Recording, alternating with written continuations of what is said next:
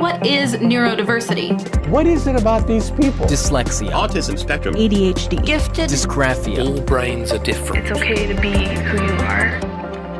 This is the Neurodiversity Podcast. Hello, and welcome to episode 97. I'm Emily Kircher-Morris, and I'm the author of Teaching Twice Exceptional Learners in Today's Classroom. Today, we're taking a look at a little-known diagnosis that falls under the umbrella of neurodiversity, prosopagnosia, which is also known as face blindness. Our guest, Fleassy Malay, will share about her experiences with prosopagnosia. Before we jump into that conversation, though, I have a quick request, and it won't cost a thing other than a few minutes of your time. Could you take a moment to leave a review or a rating on your favorite podcast app? These reviews help us to reach other listeners, and it's one small way that you can help us grow. We'd also love to connect with you on social media. We're on Facebook and Instagram as Neurodiversity Podcast and Twitter as @NeurodiversePod. Also, don't forget our Facebook group. We'd love to have you join the conversation with other neurodivergent people, parents, educators, and more. That's the Neurodiversity Podcast Advocacy and Support Group on Facebook. I hope to see you there. Up next. Hi, my name is Fleassy Malay, and I am a poet, a speaker, and a coach. I have a passion for women and LGBTQI+ rights and advocacy, and I also live with a very unique and interesting neurodiversity called Prosopagnosia. Stay right there.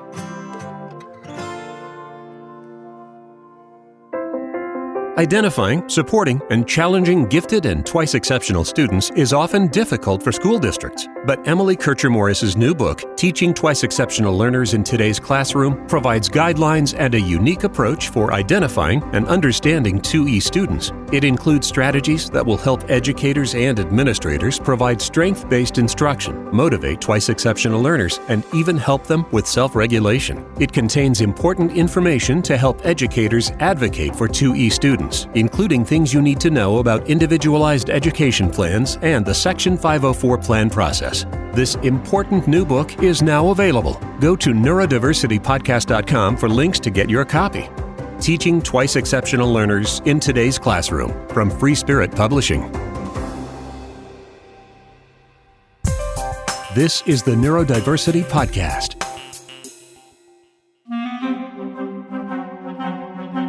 So here on the Neurodiversity Podcast, we strive to include the voices of neurodivergent people sharing about their own experiences.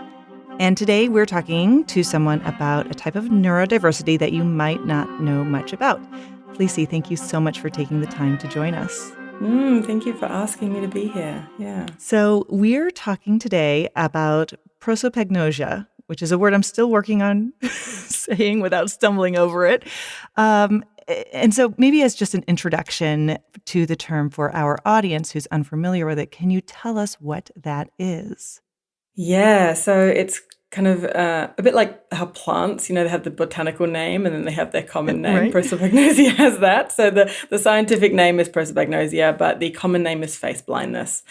And it's less literal than it sounds. I can see faces. I just struggle to relate the face that I see to the personality that's linked to that face. So it basically means I don't recognize people. And some people have it's a sliding scale. So on one end, you have people who don't recognize their own face in the mirror.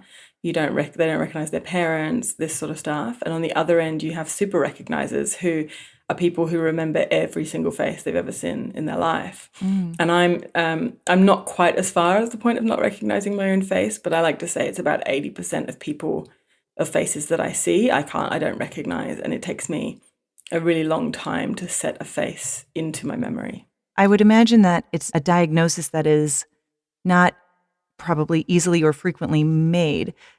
Can you share a little bit about the experiences that led you up to realizing that you experienced prosopagnosia? Yeah. A lifetime of thinking that I was a really rude and horrible person. It's really how it started. Most of my life experiencing this feeling of getting people confused with each other, of not recognizing people, of not knowing who they were. And when I was in my mid-20s, I was living in Thailand with a group of people, and this person was sat next to me, and I turned around to her and I said, "Hi, I'm Fleassy."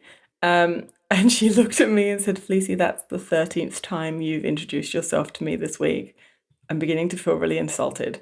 And I did the thing that I always did, which was like apologize profusely and feel crap about myself.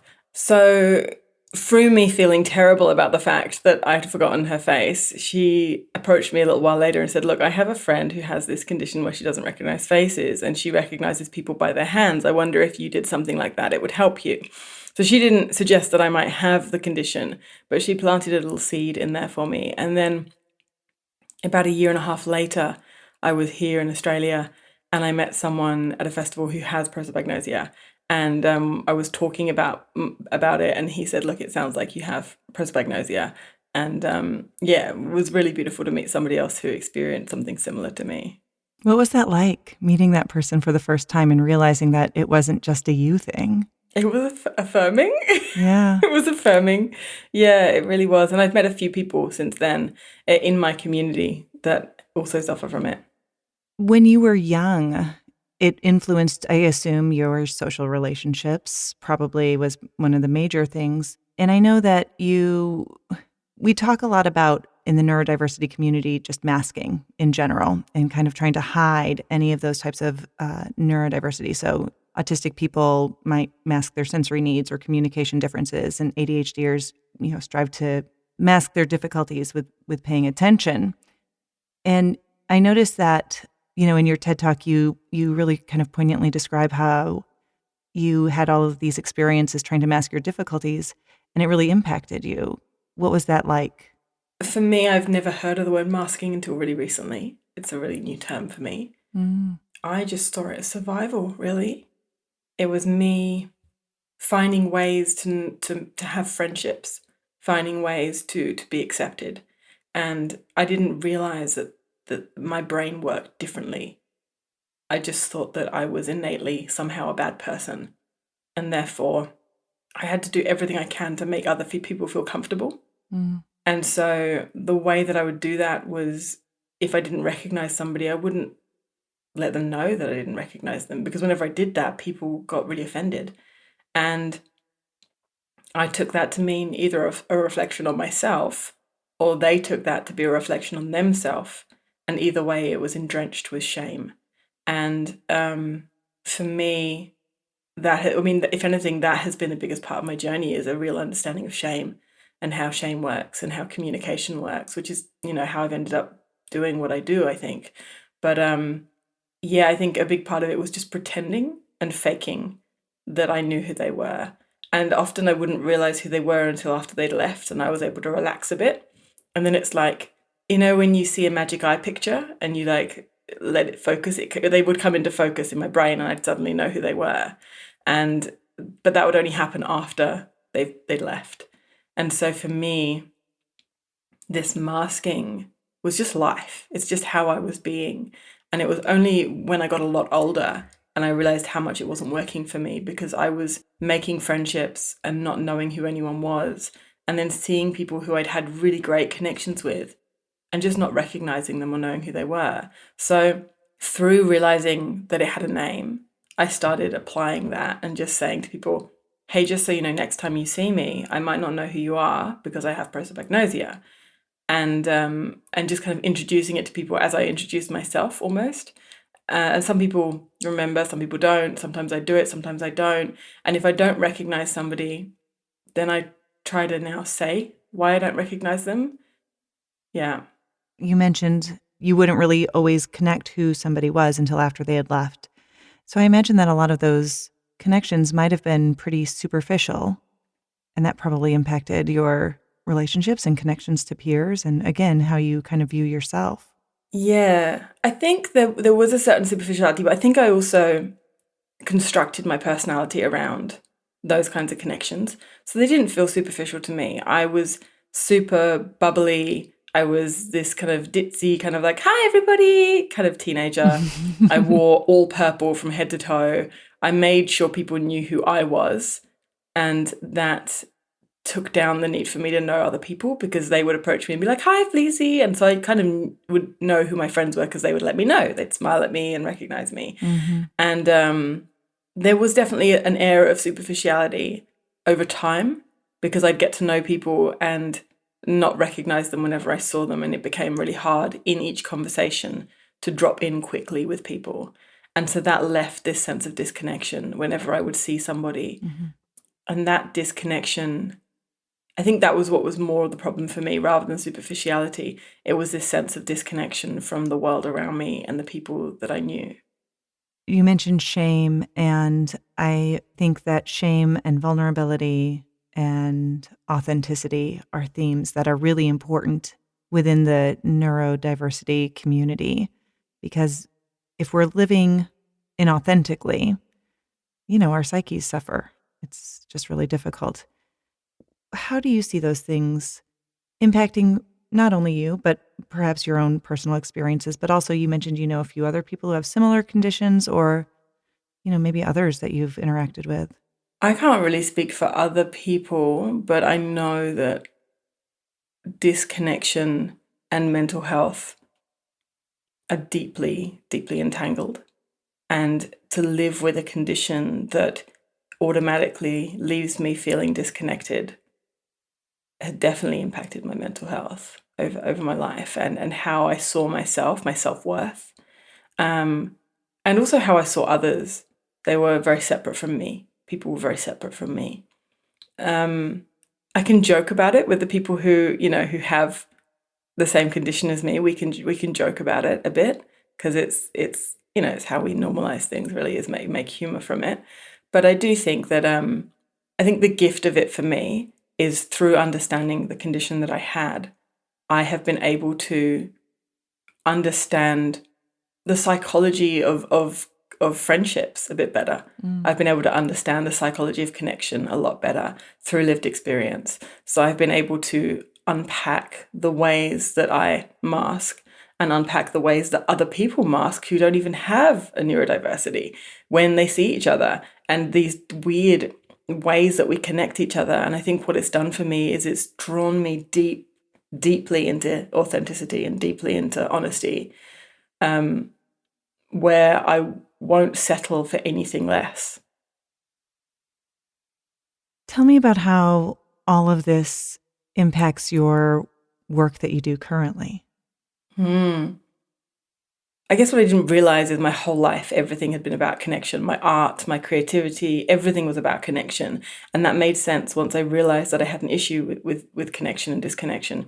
So the work that I do, I call myself a public speaking coach, but we're not working with public speaking, really. Public speaking is the vehicle that we use to travel through the landscape of self-worth, right? So we look at, what is it? When people come to me with a fear of public speaking, I say that they don't ever really have a fear of the public, and they don't ever really have a fear of speaking. What they have is a fear of being seen. And for me, what I feel like my lifetime of living with this habit of having to overanalyze the people in front of me, analyze every single thing that they do, analyze every movement, analyze the way they stand, analyze the way they speak, analyze the clothes that they're wearing, their height. I look at all of that to try and find a visual cue to remind me of who they are. And I think that has given me an acute awareness of how people communicate with their body and with their voice. So putting those two things together means that in my work, what I'm able to do is sit with people and work with people and find the ways that we hide ourselves in front of other people, and support people to actually drop those masks and drop those layers and really let themselves be seen. Because I don't think I've worked with anybody who isn't afraid of being seen somewhere in their life, whether that's on stage or with their lovers or with their family or their partners or at work or somewhere like that. And so for me, that's kind of become my passion, is supporting people to be able to be seen in their lives. And I don't think I could do that in the way that I do without having the lived experience that I have of not seeing people and not feeling seen. You just have kind of naturally become so in tune with that, and don't take it for granted. the ability to understand what that is really like. And I think there's power in being able to make the conscious decision to be authentic, whatever the masks are that we're carrying. And it's not easy. It's not like, oh, I've suddenly decided to just be myself in the world. Whoop, here I am. Because it has all this flow and effect, so even just speaking up one thing in one situation that you normally would stay silent on has this ripple of the people around you realizing that you're not the person they expected you to be. And that's shocking to them. Or you realizing you're not the person you expected you to be. And that's shocking to you. But even before being able to share who you truly are to other people, there's this whole level that we're just not taught growing up of actually acknowledging to ourselves who we are and what our own truths are to ourselves and being honest with ourselves. The amount of times in my life that I have told myself half-truths, bent the truth to myself to make myself feel better about a situation or to make myself, to make something easier for myself or whatever. And in those like tiny little innate lies that we tell ourselves, we start to bend our own truth. And so we can't live our truth in the world externally unless we're prepared to actually show up to ourselves. And that's, I guess, where it got deeper for me, is it's not even about how I speak to other people. It's who do I want to be with myself? I'm sure that there were many people around you who supported you over the years in various ways. If there is a parent or a partner or an educator or a mental health professional who is supporting somebody with prosopagnosia, what would help? What are some ideas that, based on your experience, could be useful? So there's the subtle and the overt ones. So for me, the overt ones would be if you hear somebody talking bad about somebody who has prosopagnosia because they seem so rude all the time, just sliding it into the conversation and being like, oh, I hear that you've had that experience. I can understand. I don't know if this helps inform you or not, but actually that they do have prosopagnosia, and maybe checking in with that person if they're comfortable with you sharing that. But for me, that's definitely helpful to have people know the situation and to kind of have people on my side in those moments. But the other thing is the subtle moments, because I don't necessarily need to be dropped into every conversation. So when I meet new people, my biggest allies in my life have often been partners of mine, and they slide cues to me by guiding the conversation a little bit when we first see somebody. So if they can see by the look in my eyes that I don't know who that person is, then they can kind of turn to that person. And if they know them, they'll be like, George, how are you doing? We haven't seen you since we went out that time to blah, blah, blah. And I can go, okay, their name is George. They went to this place with me. How can I create that personality and affix it to this person in front of me? Or if they don't know them and that person's talking to me, they'll interject the conversation and say, hey, how you doing? My name is blah, blah, blah. How do you know Fleassy? Mm-hmm. And so then they don't expect me to introduce them, which is like, that's the worst thing. This whole social story that you're expected to introduce people, like people can't introduce themselves. It's like, sometimes I'm like, just introduce yourself. I'm not doing that work for you because I actually don't know who you are. So you guys can do that work for me because I don't want to do it. And it's these tiny little daily social cues that we take for granted, that are just so naturally played out in almost every conversation, that actually are quite alienating if you aren't able to do them. Especially people who are autistic who struggle with some of those social cues sometimes. It's interesting that we go through a lot of times with kids, it's like, this is how you act in this situation, because for whatever reason, they don't kind of pick up on that introduction, activity, for example, naturally. But I feel like you're in a situation where you know what that is, but it's just not going to happen. Like there's, so you've built these accommodations around you. And instead of like forcing somebody to kind of do something that's very unnatural for them or uncomfortable for them, why can't we just kind of make those accommodations and kind of support that a little bit differently? And I think that that's part of just the mindset, I think, that people are realizing related to neurodiversity, that it doesn't all have to look the same for everyone. It's okay to find those different ways to support rather than always trying to fit this square peg in the round hole and trying to make that work. And I think for me, I mean, you talk about, what's hard work and how can we accommodate, but it goes back every time to, am I choosing connection right now? So whether I'm the person in the situation with the neurodiversity or whether I'm the person who's not struggling with the neurodiversity in that moment, we so often jump to being offended. So when I don't introduce somebody, when I forget somebody's name, our instinct is to jump to this idea of like, well, that's offensive, because that's what we're socially trained to do. But if in those moments I can choose connection, then my moment would be, okay, they don't remember who I am. How about I help them? How about I help us find a connection together? And so for me, I don't see it as me asking other people to accommodate for me. I see it as, how can we all find the quickest and most easeful pathway to connection? Yeah. And it's the same for me when I'm, when there's somebody else in a space who's struggling with anything, really. For example, taking it completely out of neurodiversity, if it's just, somebody has been emotionally triggered with something in a relationship and they go into like shutdown, or like they go into like anger, or they go into like whatever their trigger response is, right? I can polarize that and kind of bounce off each other like a pinball machine, or I can choose connection and I can lean in. And in that moment, I can say, hey, are you okay? And just soften. I think that that's such an ideal that we should work towards societally. I mean, I just think it would make such a difference for everybody. You've recently launched a podcast as well, which is, I think, also connected to all of this. Tell us a little bit about that process and what your podcast is all about. Yeah, so the podcast is called Fierce Gentle, the Courageous Voice podcast. And for me, the concept of Fierce Gentle is to live with really firm and clear boundaries, with a real ferocity, but with a real compassion. And that's for the world around us and for ourselves. So my Fierce Gentle with the world is, I am a staunch, loud feminist. I will carry the angry feminist flag with all of my heart and soul, smiling. And at the same time, I have absolute compassion for the world around me, for anyone who's playing out, if we take the feminist thing, anyone who's playing out misogynistic tendencies in their daily life, because it's all we've been taught. It's what we've been taught our whole life. And so that's my external Fierce Gentle. So it's how do I hold those boundaries with the world around me? How do I hold that clarity and make those changes whilst also holding deep compassion for the world, and deep compassion for myself in the amount of mental strength and emotional strength it takes. But then it goes inwards as well. So going into what I was talking about earlier about being honest with myself, the Fierce Gentle part of me will not settle for half-truths, but it will be loving and kind to myself as I realize the really ugly truths about myself.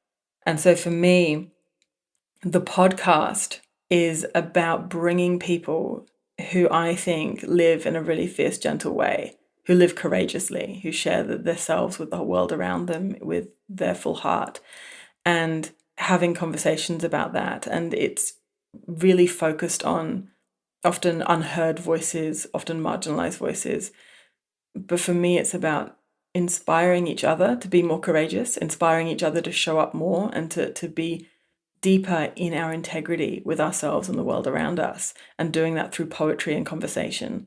So one episode will be like an interview like this, and then the next episode will be a poem with unpacking what's kind of behind that poem and the story of it. And when I say poem, a lot of people kind of shut down because of school destroyed our love of poetry, right? Yes, it's terrible. Yeah, it took something that was steeped in emotion and sterilized it. And for me, poetry isn't that. It is an emotive and deeply... it's like a deeply tangible experience to hear a poem spoken with absolute truth and power. And as someone who's been doing spoken word for over 15 years, I can tell you it is so relieving to see how much more poetry and spoken word is in the world right now, because it's absolutely changed people's opinion of what poetry is. So yeah, I think poetry is exactly that. It can be a pathway and vehicle for that courage, for that truth to be spoken in the world in a really safe container. I've seen some of the videos of you reading some of your, or performing. Maybe performing is a better word. Some of your poems, and it is so powerful. But I think hearing it is so much more powerful than trying to just read it on a page. And quite often when we get the poem, to me, what poetry is the life happening around us. Poetry is the emotions. Poetry is the interactions that we share, the way that light plays with shadow. This is all poetry. And what poets do and what artists do is we take it in, and then we kind of like smush it all up and we express it in some way, and then we create the poem or the painting or whatever it is. And so there's a filtering that happens where a lot of the story around that moment gets lost. And what I wanted to do was to share the story around those moments. So whether that is a political ideology that I see around me or a political stance, or whether that is like the story of the love story that happened to lead up to that poem being spoken. And in that, we can't talk about honestly and openly and truthfully about life without talking about mental health, and without talking about challenges, and without talking about all these other things that we really need to hear more of in life. And so for me, that's kind of the point of it, is the poem is there, but this the podcast is going to give more, not more depth, but more context to not just the poem, but to me as a person. Because it's so easy to hear a poet and to read to watch an artist and to listen to a musician and think, well, it's them and they're so good and that's what they do and they're different to me. But when we get to hear the stories around these pieces, we begin to see ourselves in those people.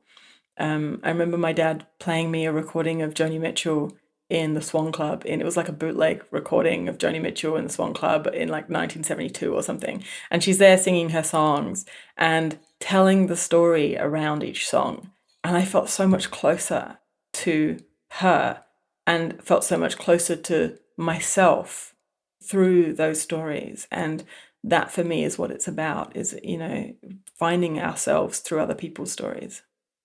So as we wrap up today, my last question for you is this.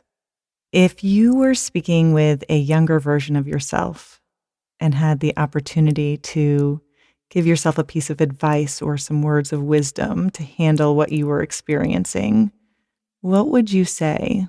What would you have wanted to hear?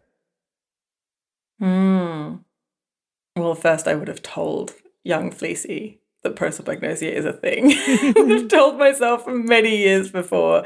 And through knowing that, reminded her that no matter how the world has treated her, no matter how the world acts around her, people, that she is innately deserving and worthy of taking up space, that who she is beautiful, and that her voice and herself deserves to be seen. Because I think living with any kind of challenge, you hide a lot of who you are. Especially with neurodiversity, I think we hide a lot of who we are, our true self. And being reminded of that permission that we actually do have, and that we can create safe spaces, to remind her that she can just create the safe spaces for you to be you and do it there. Fleassy, thank you so much for your time today. Thank you for having me.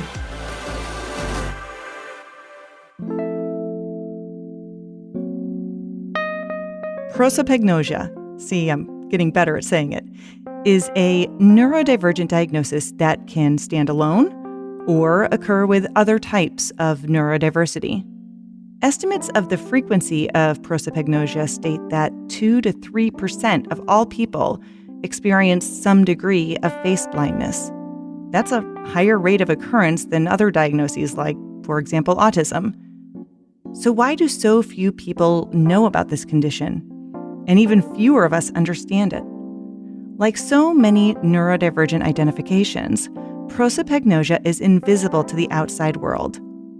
I worry most about neurodivergent people who don't realize that they're struggling, so they don't self-advocate or seek help. They internalize the struggles as something that is a broken part of themselves. Part of creating a neurodiversity-affirming world is embracing vulnerability, allowing people to ask for help, and accommodating them as much as they need. I'm Emily Kircher-Morris. I'll see you next time on the Neurodiversity Podcast.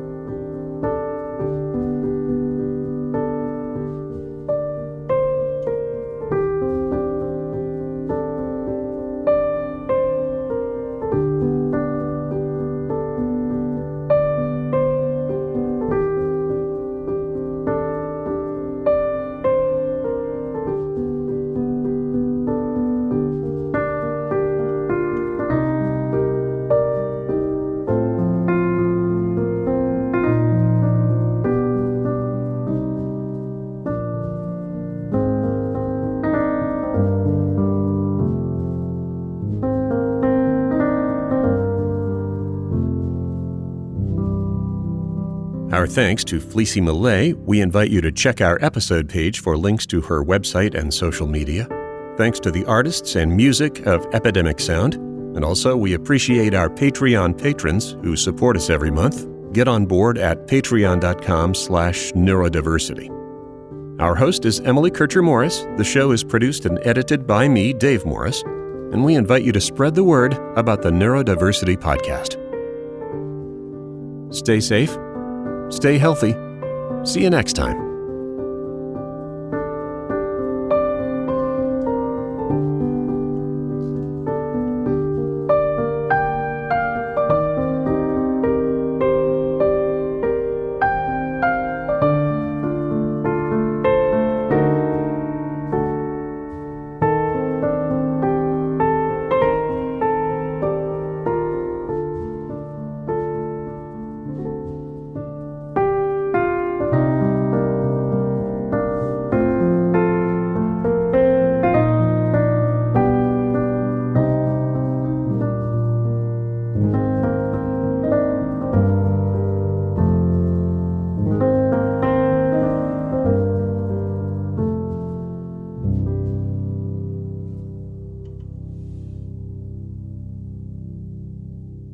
This is a production of Morris Creative Services.